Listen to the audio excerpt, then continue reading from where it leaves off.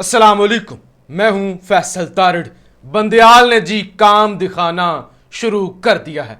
जैसे ही इंपोर्टेड वज़ीर आज़म ने असम्बलियां डिसॉल्व करने का ऐलान किया, वैसे ही बंदयाल हरकत में आ चुके हैं और 4 माह बाद केपीके और पंजाब के अंदर इलेक्शन के हवाले से सुप्रीम कोर्ट ने जी तफसीली फैसला जारी कर दिया है। और ऐसा फैसला जारी किया है कि इलेक्शन कमीशन की सारी मुंशीगिरी निकल चुकी है और खान को नायल करने का जो स्क्रिप्ट तैयार था वो स्क्रिप्ट अब भूल चुका है और सुप्रीम कोर्ट के फैसले ने इन सब के अब होश उड़ाए हुए हैं। खान का क्या होगा? नायली होगी, गिरफ्तारी होगी या खान बच जाएगा? इस सारे मामले के अंदर यानी खान की किस्मत का फैसला होने में 3 से 4 घंटे का वक्त रह गया है। बड़ी जल्दी है, बहुत ज्यादा जल्दी है जज हुमायूं दिलावर साहब को। लेकिन आज हुमायूं दिलावर साहब की भी अकड़ सुप्रीम कोर्ट ने तोड़ दी है। सबसे पहले जी, तकरीबन तमाम लोग ही जिनको सियासी समझबूझ है वो ये कह रहे थे, मैं मुसलसल अपनी वीडियोस के अंदर बात कर रहा था कि हर चीज़ का एक वक्त होता है, वक्त आने के साथ ही काम किए जाते हैं, दीवारों में टक्करें नहीं मारी जाती। बंदयाल का जब वक्त आएगा तो बंदयाल साहब कुछ रिवर्स कर देगा, चाहे वो नैब कोर्ट हूं। मैंने कल कहा था ये फौजी अदालतों वाला मामला भी नहीं टिक सकेगा और अभी तो पंजाब और केपीके का इलेक्शन और फिर तौहीन अदालत इस इंपोर्टेड सरकार को ले डूबेगी। लिहाजा आज 4 अगस्त के दिन, जब 9 अगस्त को असम्बलियां डिसॉल्व होने का टाइम तय हो चुका है, आज पीडीएम का इजलास होना है, फजलुर रहमान ने शिरकत करनी है और तमाम लोगों ने वीडियो लिंक पर यह बयान होना है, इजलास होना है। निगरान सेटअप के हवाले से मुशावरत होनी है। हफीज शेख साहब हैं इसके अंदर जिस पर मुशावरत की जाएगी, शाहिद खाकान अब्बासी साहब हैं, असलम भोतानी साहब हैं और फिर नवाज शरीफ के साबिक प्रिंसिपल सेक्रेटरी फवाद हसन फवाद साहब हैं। कुछ दीगर खुफिया नाम भी हैं। इन नामों पर आज पीडीएम ने मुशावरत करनी है और उसके साथ साथ सुप्रीम कोर्ट के अंदर आज समाअत हुई तोशाखाना केस की और उसके अंदर सुप्रीम कोर्ट ने स्टे तो नहीं दिया, लेकिन उन्होंने ये कहा कि उम्मीद है जब तक हाई कोर्ट का फैसला नहीं आता ट्रायल कोर्ट इस पर मजीद जो है वो कार्रवाई नहीं करेगी। और फिर जनाब आज सुप्रीम हाई कोर्ट ने जो 7 फैसले महफूज किए हुए हैं वो भी आज किसी भी वक्त शाम से पहले जस्टिस अमर फारूक साहब ने सुनाने हैं। हुमायूं दिलावर साहब को बहुत जल्दी है। आज भी पीटीआई के वकील के साथ आसम बेग के साथ उनकी लड़ाई भी हुई। उन्होंने कहा हाँ मुझे जल्दी है, हाँ इस अदालत को जल्दी है, हाँ मैं जल्दी में हूं, आप दें दलाइल, ये करें वो करें। ये सारी चीजें हो रही थी और ये सारा जो है वो लड़ाई झगड़े शुरू हैं कि नई मर्दमशुमारी पर इलेक्शन होना है या पुरानी मर्दमशुमारी पर इलेक्शन होना है। और इस सारी सूरत हाल के अंदर सुप्रीम कोर्ट जनाब अपना तफसीली फैसला जारी कर देता है, जिसमें सुप्रीम कोर्ट जनाब जस्टिस मुनीब अख्तर लिखते हैं, इंतखाबात सिर्फ दरख्वास्त गुजारों का नहीं। ये जो इलेक्शन जो दरख्वास्तें लेकर आए हैं, इलेक्शन सिर्फ इनका हक नहीं है बल्कि पंजाब और केपीके के अवाम का मुतालबा है। इलेक्शन कमीशन किसी तौर पर इंतखाबात की तारीख को अज खुद आगे नहीं बढ़ा सकता। इलेक्शन कमीशन एक सवाल का तसल्ली बख्श जवाब नहीं दे सका। उन्होंने कहा एक भी सवाल का, एक सिंगल सवाल का तसल्ली बख्श इलेक्शन कमीशन जवाब नहीं दे सका। और इंतखाबात की तारीख को आगे जो है बढ़ाया जा सकता है या नहीं, इस पर भी नहीं जवाब दे सकते। इलेक्शन कमीशन का फर्ज ना सिर्फ इंतखाबात बल्कि उनका मुनसफाना और शफाफ इनकाद भी यकीनी बनाना है। इलेक्शन कमीशन इंतखाबात कराने का मास्टर नहीं है कि वो जब चाहेगा कराएगा, वो चाहेगा नहीं कराएगा, वो कोई मास्टर नहीं है बल्कि वो एक आईनी जुज है, एक अदारा है, यानी उसकी जिम्मेदारी है, उसने ये करवाना है, उसने किरदार अदा करना है। वो आल इन आल नहीं है कि उसने नहीं करवाना तो ना करवाए, करवाना है तो करवाए, ऐसे नहीं। इलेक्शन एक आईनी तकाजा है और उसका काम है बगैर किसी वजह के, बगैर किसी बहाने के मुनसफाना साफ और शफाफ इलेक्शन करवाए। सवाल यह है एग्जीक्यूटिव अथॉरिटीज के नाम नाकाम होने पर इलेक्शन कमीशन ने क्या करना था।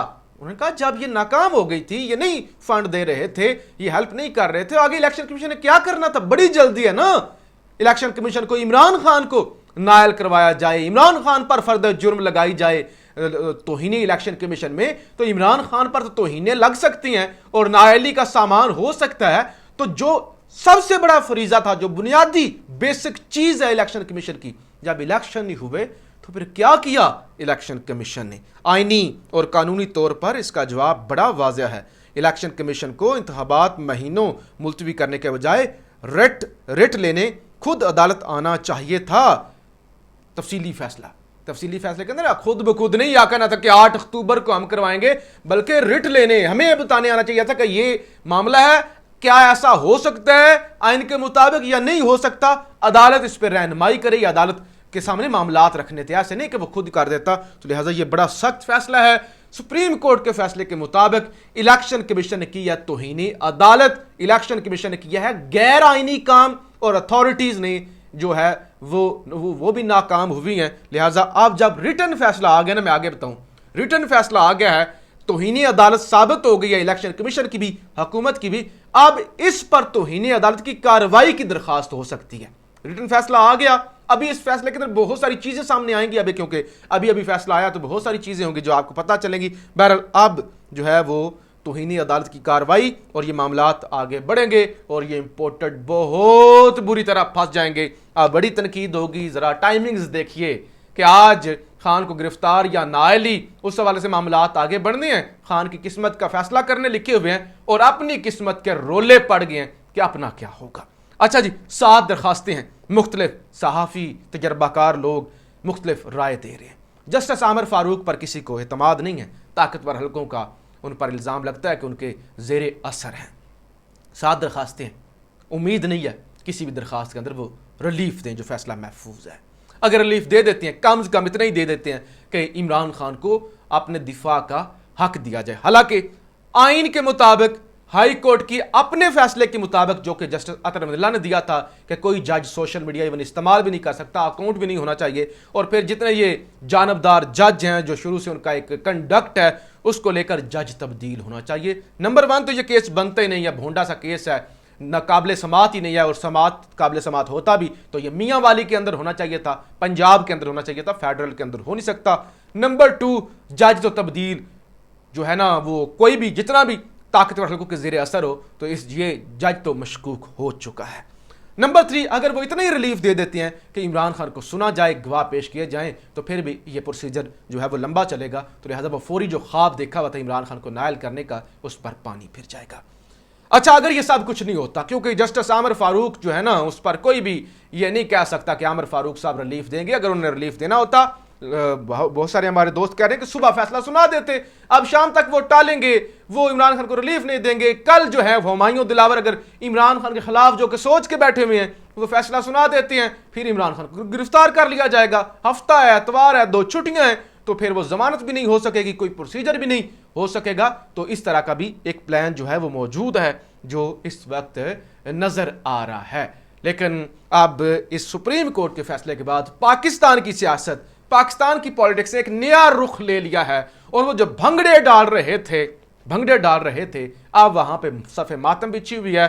सीनियर सहाफ़ी मजहर अब्बास साहब कहते हैं कि नवाज शरीफ जो है ना, अब वापस आ भी जाए तो उसको कबूल करने वाले, कबूलियत देने वाले परेशान हैं कि उसको मकबूल कैसे करेंगे। कबूलियत वाले, स्टैब्लिशमेंट वाले परेशान हैं कि अब वो इतनी उसने देर कर दी है कि अब उसको कबूलियत कैसे देंगे।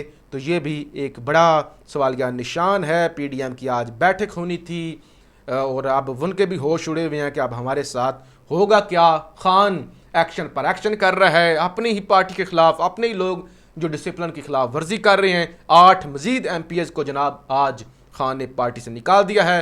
पार्टी डिसिप्लिन की खिलाफ वर्जी और सिंध असम्बली में अपोजिशन लीडर को वोट देने पर अरकान को पार्टी से निकाला गया है। इसके पार्टी को जिनको निकाला गया है वो हैं, इनमें बिलाल अहमद, करीम बख्श गबोल, मोहम्मद अली अजीज़, उमर अमाड़ी और राबिया अजफर हैं।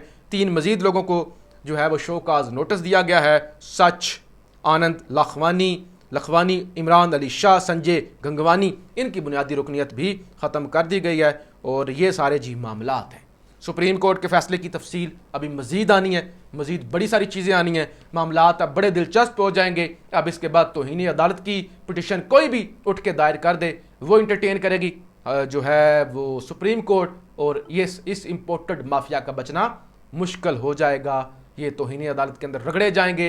एक प्लान अल्लाह बनाता है, एक प्लान ये सब मिलकर बना रहे हैं।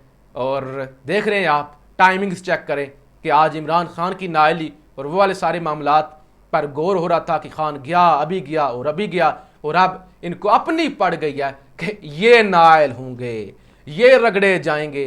यानी खान को नाअहल करने वाले, खान की नाअहली का ख्वाब देखने वाले अब अपनी नाअहली उनकी आंखों के सामने उन्हें नजर आ रही है। जिनको लगता था बंदयाल खामोश रहेगा, बंदयाल ने जी डंडा उठा लिया है और बंदयाल ने खामोशी तोड़ दी है।